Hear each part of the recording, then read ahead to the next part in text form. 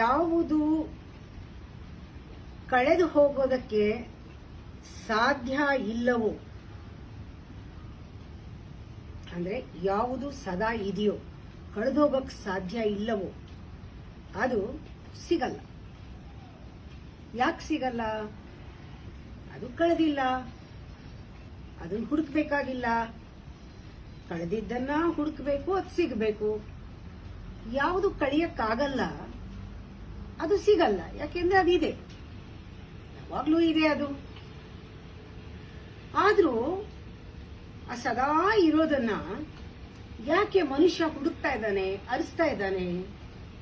ಒಂದೊಂದ್ಸತಿ ಏನಾದ್ರೂ ಸಾಮಾನು ನೀವೆಲ್ಲರೂ ಎತ್ತಿಟ್ಟಿದ್ರೆ ಕೇಳ್ತಾರೆ ಕೊಡು ಅಂತ. ಇಲ್ಲ ಇಲ್ಲ, ನಂಗೆ ಇದೆ ಅಂತ ಗೊತ್ತು, ಎಲ್ಲಿದೆ ಅಂತ ಗೊತ್ತಿಲ್ಲ. ನನ್ ಗ್ಯಾರಂಟಿ ಗೊತ್ತು, ನಾನು ಕಳೆದಿಲ್ಲ, ಅದು ಇದೆ, ನನ್ನ ಹತ್ರನೇ ಇದೆ, ನಾನು ಕಳೆದಿಲ್ಲ, ಇದೆ. ಆದ್ರೆ ನಂಗೆ ತಕ್ಷಣ ಇವಾಗ ತಕ್ಕೊಡಕ್ಕಾಗಲ್ಲ, ಯಾಕೆಂದ್ರೆ ನಂಗೆ ಎಲ್ಲಿದೆ ಅನ್ನೋದು ಮರ್ತು ಹೋಗಿದೆ. ನಾವು ಹುಡುಕ್ಬೇಕು ಅಂತ ಹೇಳ್ತೀವಿ. ಹಾಗೆ ನಾವು ಹುಡುಕ್ತಾ ಇರೋದು ಯಾಕೆ ಅಂದ್ರೆ ಮರ್ತೋಗಿರೋದ್ರಿಂದ. ದಿಸ್ ಫರ್ಗೆಟ್ಫುಲ್ನೆಸ್, ಇದನ್ನೇ ಮಾಯೆ ಅಂತ ಹೇಳೋದು. ಇದೆ, ಕಳೆದಿಲ್ಲ, ಆದ್ರೆ ಹುಡುಕ್ತಾ ಇದ್ದೀವಿ.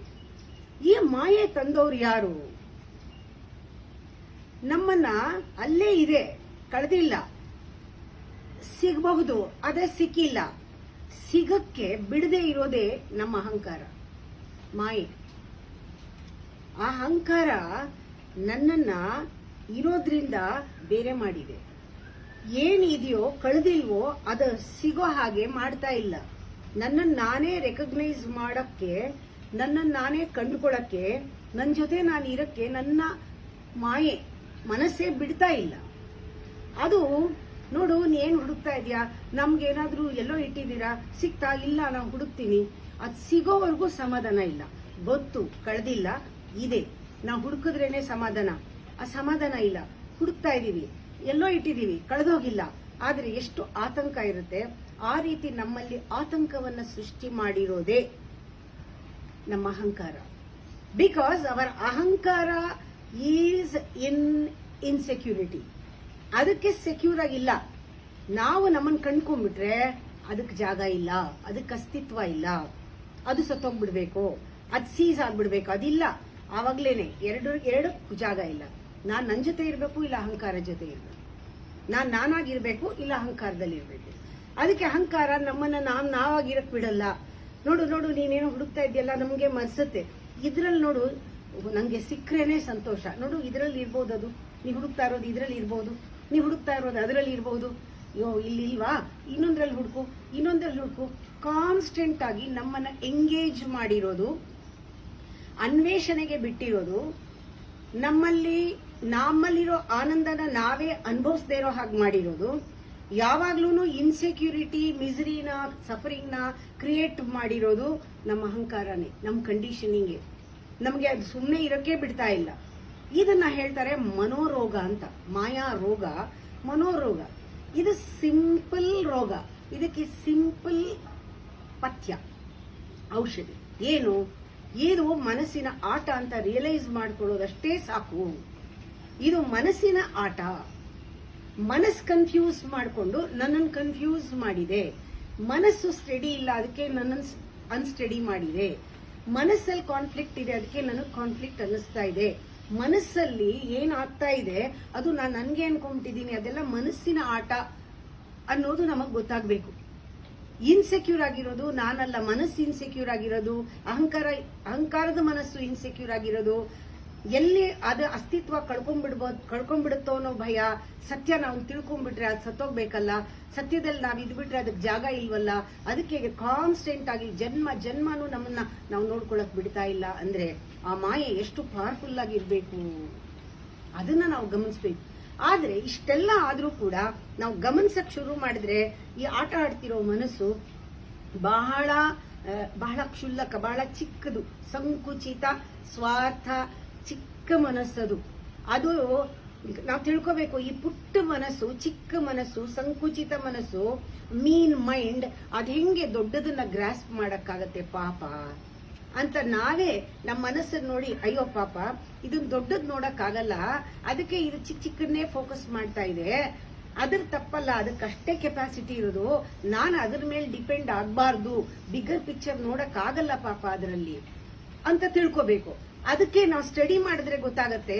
ಸೆಲ್ಫ್ ಸ್ಟಡಿನಲ್ಲಿ ಮೈಂಡ್ ಎಲ್ಲದನ್ನೂ ತುಕಡ ಮಾಡುತ್ತೆ, ಫ್ರಾಗ್ಮೆಂಟ್ ಮಾಡುತ್ತೆ. ಮೈಂಡ್ ಫ್ರಾಗ್ಮೆಂಟೆಡ್ ಮೈಂಡ್ ಅಂತ, ಅದೆಲ್ಲ ತುಕಡ ಮಾಡಿ ನೋಡುತ್ತೆ. ಇನ್ಸ್ಟಾಲ್ಮೆಂಟ್ ನಲ್ಲಿ ನಮಗ್ ನೋಡಕ್ ಬಿಡುತ್ತೆ. ಅದು ಪೂರ್ತಿ ಹೋಲ್ ಪಿಕ್ಚರ್ ಕೊಡಲ್ಲ, ಅದಕ್ಕೆ ಪರ್ಸೀವ್ ಮಾಡಕ್ ಆಗಲ್ಲ. ಇಂದ್ರಿಯದಿಂದ ಒಂಚೂರು, ಕಣ್ಣಿಂದ ಒಂಚೂರು, ಕಿವಿಯಿಂದ ಒಂಚೂರು ಕೇಳಿದ್ದು, ಹಾಗೆ ಇಂದ್ರಿಯಗಳ ಮೂಲಕ ಮಾತ್ರ ಡೀಲ್ ಮಾಡಕ್ಕಾಗೋದು. ಅದು ಬಹಳ ಅಹಂಕಾರದಿಂದ ನೋಡೋದ್ರಿಂದ, ಸ್ವಾರ್ಥದಿಂದ, ಕಾಮಕ್ರೋಧ ತುಂಬಿಕೊಂಡಿರೋದ್ರಿಂದ ಅದು ಒಂದು ಯೂನಿವರ್ಸಲ್ ಬಿಗ್ ಪಿಕ್ಚರ್ನ ಅಥವಾ ಅಸತ್ಯವನ್ನ ತೋರ್ಸಕ್ಕೆ ಶಕ್ಯವಾಗಿಲ್ಲ. ಅದು ಇಟ್ ಈಸ್ ಟೋಟಲಿ ಅದಕ್ಕೆ ಯೋಗ್ಯ ಅಲ್ಲ. It is not worth. ಅದನ್ನ ನಂಬ್ಕೊಂಡ್ರೆ ಪ್ರಯೋಜನ ಇಲ್ಲ. ಇಂಪಾಸಿಬಲ್, ಅದಾಗಕ್ಕೆ ಸಾಧ್ಯ ಇಲ್ಲ. ಇಷ್ಟಾದ್ರೂ ಇಷ್ಟು ಚಿಕ್ಕ ಮನಸ್ಸು ನಮ್ಮನ್ನ ಡಾಮಿನೇಟ್ ಮಾಡಿದೆಯಲ್ಲ, ಇದಕ್ಕೇನ್ ಕಾರಣ ಇರ್ಬೋದು? ಈ ಮನಸ್ಸಿಗೆ ನಾನು ಸಿಕ್ಕಾಕೊಂಡ್ಬಿಟ್ಟಿದ್ದೀನಲ್ಲ, ಇದು ಚಿಕ್ಕ ಮನಸ್ಸು, ಮೀನ್ ಮೈಂಡ್, ಆದ್ರೆ ನನ್ನನ್ನ ಆ ಸತ್ಯನ ಡಾಮಿನೇಟ್ ಮಾಡ್ಬಿಟ್ಟಿದೆಯಲ್ಲ, ಇದಕ್ಕೆ ಕಾರಣ ಏನು ಇರ್ಬೋದು ಅಂದ್ರೆ, ಮೊನ್ನೆ ಹೇಳಿದೀನಿ, ಮಿಸ್ಯೂಸ್ ಮಾಡಿರೋದು ನಾವು ಮನಸ್ಸನ್ನ. ಆ ಮನಸ್ಸನ್ನ ಯಾವ ಕ್ಷಣದಲ್ಲಿ ಒಳಗ್ ತಿರುಗಿಸ್ತೀವೋ ಮೌನ ಆಗ್ಬಿಡುತ್ತೆ. ಯಾವ ಕ್ಷಣ ಒಳಗ್ ತಿರುಗಿಸ್ತೀವೋ ನಮ್ಮನ್ನ ನಾವು ಕಂಡ್ಕೊಳಕ್ ಸಹಾಯ ಮಾಡೋಂಗ್ ಉಪಯೋಗಿಸ್ಕೋಬಹುದು, ಬಳಸ್ಕೋಬಹುದು. ಆದ್ರೆ ಅದನ್ನ ಹೊರಮುಖವಾಗಿ ಬಿಟ್ಟಿರೋದು ನಾವೇನೆ. ಮಿಸ್ಯೂಸಿಂಗ್ ದಿ ಮೈಂಡ್, ಅದು ನಮ್ಮನ್ನ ಆ ರೀತಿ ಆಡಿಸ್ತಾ ಇದೆ. ಒಂದು, ಅದು ಬಹಳ ಚಿಕ್ಕದು ಆದ್ರೂ ಡಾಮಿನೇಟ್ ಮಾಡಿದೆ. ಯಾಕೆಂದ್ರೆ ನಾವು ಗಾಜನ ವಜ್ರ ಅನ್ಕೊಂತಿದೀವಿ. ನಮ್ಗೆ ಆ ರೀತಿ ಭ್ರಮೆ ಬಂದ್ಬಿಟ್ಟಿದೆ. ನಾವು ಚಿಕ್ಕದನ್ನ ಅಂದ್ರೆ ಸತ್ಯನ ಒಪ್ಕೊಳ್ಳದೆ, ಇರುವಿಕೆ ಜೊತೆಗೆ ಇರದೆ, ಅದ್ರ ಜೊತೆಗೆ ಮನಸ್ಸಿಗೋಸ್ಕರ ರೆಸಿಸ್ಟ್ ಮಾಡಿ ಅಹಂಕಾರದಿಂದ ನಾವು ಅದಕ್ಕೆ ಶಕ್ತಿ ಕೊಟ್ಬಿಟ್ಟಿದೀವಿ. ನಾವೆಲ್ಲದಕ್ಕೂ ರೆಸಿಸ್ಟ್ ಮಾಡಿ ಸತ್ಯನ ನೋಡದೆ, ಅದನ್ನ ಒಪ್ಕೊಳ್ಳದೆ, ಇದನ್ನೇ ನಾವು ಪೋಷಿಸ್ತಾ ಇದ್ದೀವಿ. ಇದನ್ನ ನಾವು ತಿಳ್ಕೋಬೇಕು. ಇಲ್ಲಿ ಏನಾಗ್ಬೇಕು, ಈಗ ಟೈಮ್ ವೇಸ್ಟ್ ಮಾಡಬಾರ್ದು, ಈಗ ಕಾಲಹರಣ ಮಾಡಬಾರ್ದು. ಈಗ ನಾವು ಇಮ್ಮಿಡಿಯೇಟ್ ಆಗಿ, ಇದಕ್ಕೆ ತಯಾರಿ ಏನ್ ಬೇಡ, ಇಮ್ಮಿಡಿಯೇಟ್ ಆಗಿ ನಾವು ಸೆಲ್ಫ್ ಎನ್ಕ್ವೈರಿ ಮಾಡಬೇಕು. ಯಾಕೆ ಅಂದ್ರೆ ಕಾಲ ಅನ್ನೋದು, ಟೈಮ್ ಅನ್ನೋದು ಆಗ್ಬಿಡುತ್ತೆ, ಬೇಗ ಆಗೋಗುತ್ತೆ. ಇವಾಗ ಇಷ್ಟೊತ್ತಿಗೆ ಗೊತ್ತಾಗ್ಬಿಟ್ಟಿದೆಯಲ್ಲ, ರೈಟ್ ನಾವು ಈಗ್ಲಿಂದಾನೇ ಶುರು ಮಾಡಬೇಕು. ಆ ಸೆಲ್ಫ್ ಎನ್ಕ್ವೈರಿ ಶುರು ಮಾಡ್ಬೇಕು. ಇದನ್ನೇನೆ ಸಿಂಪಲ್ ಯೋಗ ಅಂತ ಹೇಳ್ತಾರೆ. ಸರಳವಾದದ್ದು, ಶಾರ್ಟ್ ಕಟ್ ಏನಂದ್ರೆ ಸೆಲ್ಫ್ ಎನ್ಕ್ವೈರಿ. ಅದನ್ನ ಮಾಡಬೇಕು. ಮನಸ್ಸು ತಕ್ಷಣ ಮೌನ ಆಗುತ್ತೆ. ಈ ಗಲಾಟೆ ಮನಸ್ಸಿನಲ್ಲಿ ನಾವು ಅರ್ಥ ಮಾಡ್ಕೊಳಕ್ಕಾಗಲ್ಲ ನಮ್ಮ ಜೀವನನ. ಸ್ವಲ್ಪ ಒಳಗ್ ತಿರುಗಿಸಿದ್ರೆ, ನಾವು ಅದನ್ನ ಗಮನಿಸಿದ್ರೆ, ನಾವು ಸ್ವಲ್ಪ ಅದ್ರ ಕಡೆ ಇಂಟ್ರೆಸ್ಟ್ ಕೊಡದೇ ಇದ್ರೆ ಅದ್ ನಮ್ಮ ಮಾತು ಕೇಳುತ್ತೆ. ಇಷ್ಟೇ ಮಾಡ್ಬೇಕಾಗಿರೋದು ಯೋಗದಲ್ಲಿ. ಅದರಲ್ಲಿ ಆತ್ಮ ಸಂಶೋಧನೆಯಲ್ಲಿ ನಾವು ಮನಸ್ಸನ್ನ ನಾವು ನೋಡಿದಾಗ ಅದು ಸೈಲೆಂಟ್ ಆಗಿ ಒಬಿಡಿಯಂಟ್ ಆಗುತ್ತೆ, ಆ ಮೌನ ಆಗುತ್ತೆ. ತಿಳ್ಕೋಬೇಕು ನಾವು, ಗಲಾಟೆ ಮನಸ್ಸಿನಲ್ಲಿ ಏನು ಅರ್ಥ ಆಗಲ್ಲ ಜೀವನ. You know life only in silence. Silence ಅನ್ನೋದು ಇನ್ಆಕ್ಟಿವ್ ಅಲ್ಲ, ಸೈಲೆನ್ಸ್ ಅನ್ನೋದು alive, it is throbbing. Silence ಅನ್ನೋದು it is totally alert state. Silence ಇದೆ ಡೈನಮಿಕ್ ಸ್ಟೇಟ್. ಆ ಮೌನಕ್ಕೆ ಹೋದಾಗ ನಮಗೆ ಜೀವನ ಗೊತ್ತಾಗಕ್ಕೆ ಶುರು ಆಗುತ್ತೆ. ನೋಡಿ, ಮೌನದಲ್ಲಿ ಎಷ್ಟು ಕೆಲಸ. ಹೂವು ಮೌನವಾಗಿ ಅರಳಿ ಆ ಸೌರಭವನ್ನ ಪಸರಿಸುತ್ತೆ. ಏನಾದ್ರೂ ಕಾಣುತ್ತಾ? ಕಾಣುವುದಿಲ್ಲ. ದೀಪ ಹಚ್ಚಿದ್ರೆ ಬೆಳಕು ಹರಡತ್ತೆ ಮೌನವಾಗಿ. ಏನಾದ್ರೂ ಕಾಣುತ್ತಾ? ಕಾಣೋದಿಲ್ಲ. ಅಂದ್ರೆ ನಮಗೆ ಹೇಗಾಗ್ತಾ ಇದೆ ಅಂತ ಪರಿವಿಗೆ ಬರೋಲ್ಲ, ಮೌನವಾಗಿ ಇದಾಗತ್ತೆ.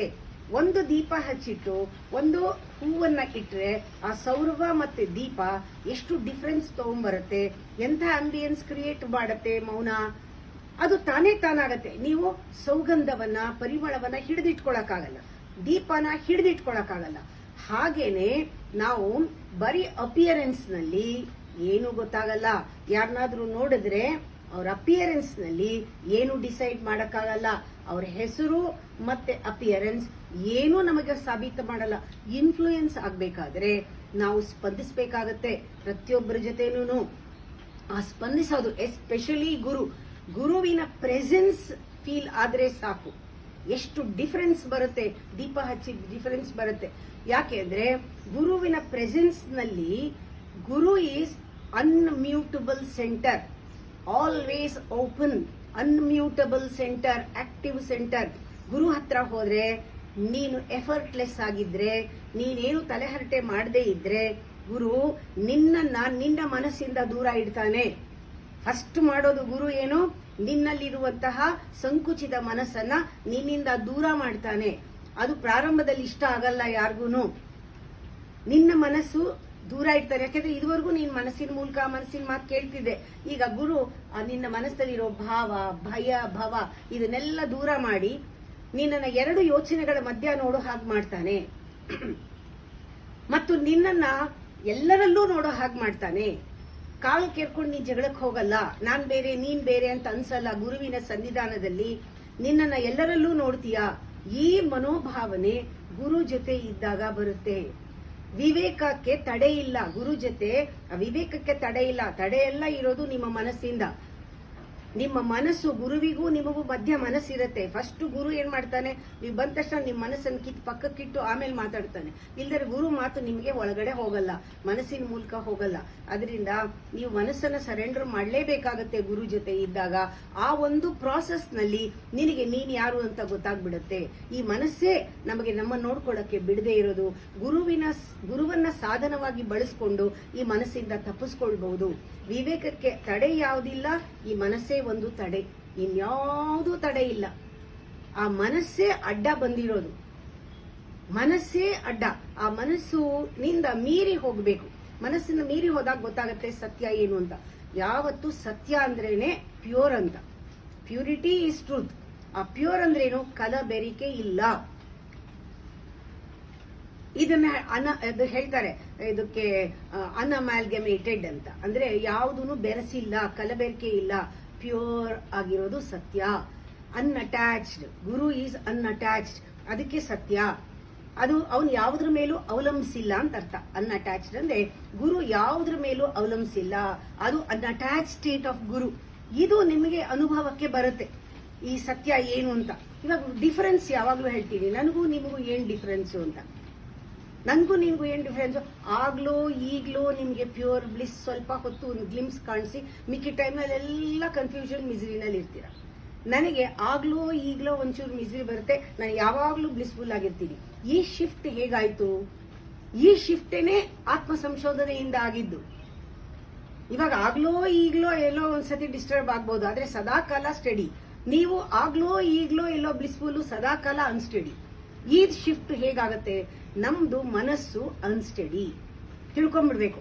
ಮನಸ್ಸು ನೀರ್ ತರ, ಮನಸ್ಸು ಗಾಳಿ ತರ, ಅದು ಯಾವಾಗ ನೋಡಿದ್ರು ಹರಡ್ತಾ ಇರುತ್ತೆ. ಅದರ ಸ್ವಭಾವ. ಅದು ಸ್ಟಡಿ ಮಾಡಕ್ ಆಗಲ್ಲ. We have to focus our attention beyond mind. ಆತ್ಮ ಸಂಶೋಧನೆಯಲ್ಲಿ ಮನಸ್ಸನ್ನ ಬೈಪಾಸ್ ದಿ ಮೈಂಡ್ ಅಂತ ಪಕ್ಕಕ್ಕಿಟ್ಟು ನೋಡು ಅಂತ ಹೇಳ್ತೀವಿ. ಇದು ಮೆಡಿಟೇಷನ್ ಅಲ್ಲಿ ಸಾಧ್ಯ ಆಗುತ್ತೆ.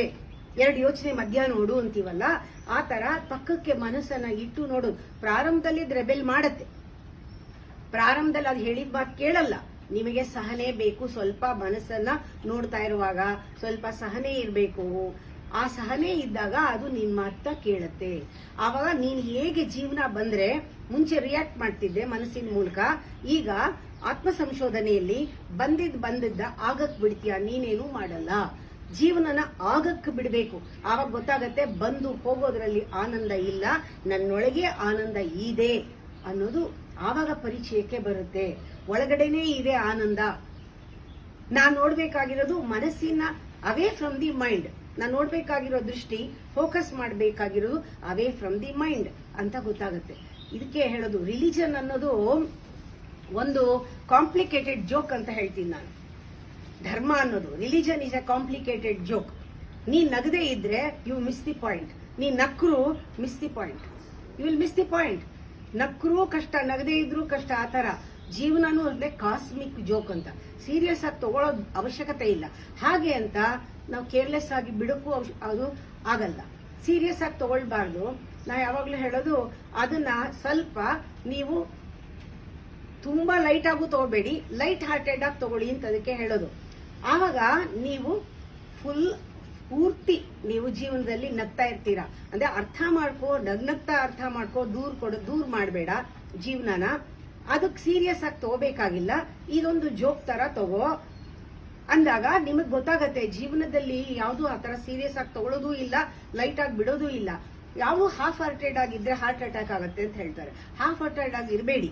ಪೂರ್ತಿ ನಕ್ದಾಗ ಪ್ರೀತಿ ಬರುತ್ತೆ, ಪೂರ್ತಿ ನಕ್ದಾಗ ರಿಲ್ಯಾಕ್ಸ್ ಆಗುತ್ತೆ. ಪೂರ್ತಿ ನಗೋದೇನೆ, ಪೂರ್ತಿ ಸಂತೋಷವಾಗಿರೋದೇನೆ ಪ್ರಾರ್ಥನೆ ಅಲ್ವಾ? ಇನ್ನೇನು ನೀವು ಜೀವನದಲ್ಲಿ ಕಂಡೀಷನ್ ಆಗಿರೋದು ಮೈಂಡ್ ಅಲ್ಲಿ.